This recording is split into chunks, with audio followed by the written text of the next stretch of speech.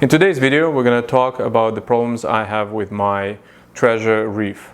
So I've actually lost quite a few SPS corals, acropora, stony coral, and a good chunk of higher end acropora are losing color.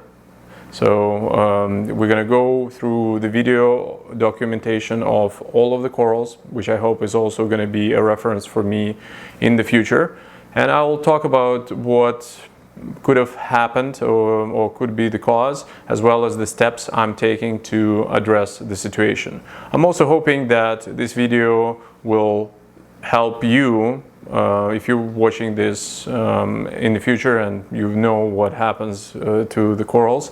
Maybe this will help you figure out what's going on with your tank and relate to your individual needs, as well as I hope that you will be able to provide some advice to me. So there's quite a few experienced reefers watching my videos, and perhaps you've run into a similar situation and you know something that I don't.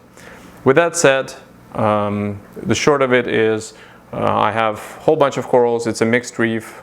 There are majority of them are stony corals. I have some LPS, I have some softies, but primarily this is a stony coral tank.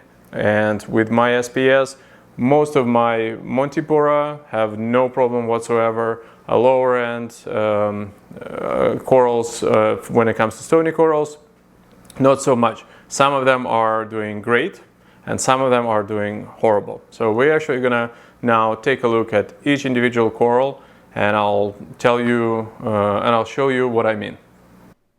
So the first coral we're gonna start with is red dragon. As you can see, it's not doing too well. It bleached almost fully, but I do attribute that to a salinity swing that I had in the past, and it seems to be recovering a little bit. Next one is my burgundy dream. And again, I'm used to much deeper brown and rich red color, thus it's called a burgundy. Unfortunately, I'm not quite getting that here. Now, my Miyagi tort is doing quite well. I think this video doesn't quite show it fully, but you can see even the polyps are extended, and overall it seems to be doing quite well. So this one is not affected. Right after it, this is the bonsai, which usually is quite deep purple. In this particular case, it is not. So it's a little bit lighter, and I have another colony on the other side of the tank that is definitely darker coloration. This one is lower in the tank. And if anybody wants to know what my par is at, I'm at about 300 par on average, with about 200 at the bottom and close to, I would say, 450 at the top. Now this is my red planet, and you can see it's not doing very well at all. I'm slowly losing all of the color, and this is a coral that I used to not have any problem keeping. Right next to it, you can see right behind it, this is Sunset Monty, which is vibrant orange and green. But red dragon does show polyp extension, but just no coloration.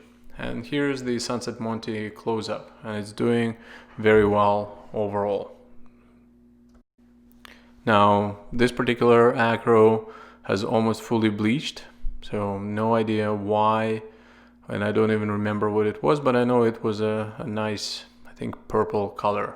There's another red dragon right behind it, and you can see this one is got more of a greenish tint, and again, just not happy.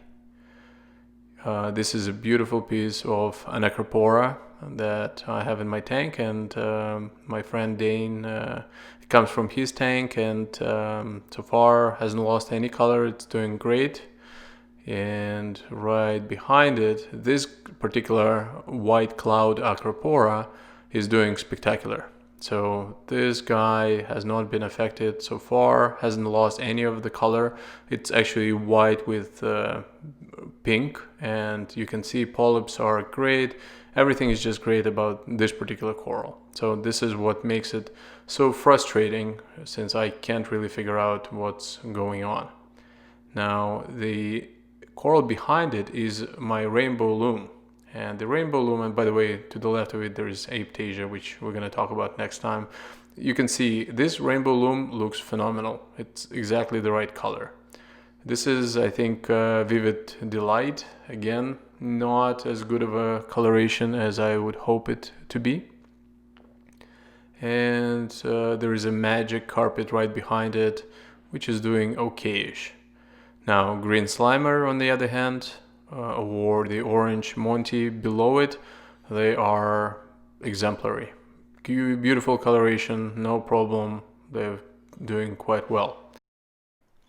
This coral is Mountain Dew, and you can see that the coloration on this coral is quite nice, but there is some discoloration on the tricolor Acropora to the left of it. So some of the branches are shaded from the light, and I guess that's why they've lost color, but also the main tricolor is a very robust coral, and yet you can see that it's just not as vibrant as I want it to be. So everything is just dialed a little bit down. So if we go to the right, you can see Green Slimer is doing exceptional. The pigmentation on the Acropora Green Slimer is great. It's bright green color, and it doesn't show any sign of an issue. Right next to him, to the left, is the Pink Cadillac, and yet again this is a high-end coral. Well, fairly, it used to be very high-end, and yet it grows great, and it shows very lush coloration as well, so no issues whatsoever. So here on this part of the island, it's the same par, and you can see 3 different corals, and they all not as vibrant as I would want them to be. So definitely showing those pastel colors. This one here, this is the same rainbow loom as we saw on the left, and you can see the pink and you can see the green, but it's just not as vibrant compared to what it should be, and we've seen that on the left. You can also see the red dragon in the back.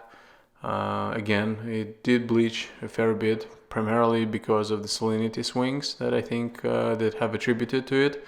But again, just not getting the same coloration. A little bit to the right, you can see beautiful polyp extension, very hairy acro, and this guy is great. So you can see a nice selection of colors here, especially under the blues. There is greens and blues, and yet next to him there's another high polyp extension coral, very hairy, but the one in front of him is almost white. So the one explanation I have for this is very high phosphates. So I've always had higher phosphates in my tank, and in the description below you can see a link to all of my measurements historically since the beginning of the tank. But you can see that right now my phosphates are at about 0.26, and this is after me trying to bring it down with RoboPhos, and I did a whole bunch of water changes. Just doesn't seem to be bringing it quite down. I have been feeding my fish a lot more as of late because I've introduced powder blue tang in here, but other than that I don't have any explanation of what could be causing it. Now you can see the bonsai here is actually quite nice. This is the deep purple blue coloration that I would expect, and the needle in a haystack right in front of him or the green tort to the right are great as well. And yet right in front of us to the right there is the Valida, and Valida is the easiest coral to keep. I've never had any trouble, and yet you can see that only the tips are blue and the rest of it is kind of beige gray color. So I have no idea what's causing it, and I plan to bring my phosphates gradually down and see if something will help. I will also introduce maybe a little bit more cleanup crew for the sand, so Nazarius snails, and perhaps just do my measurements a little bit more frequently. So I hope this close-up gives you an idea of what I'm dealing with here. This is the frags. Again, they were very colorful just a couple of weeks ago.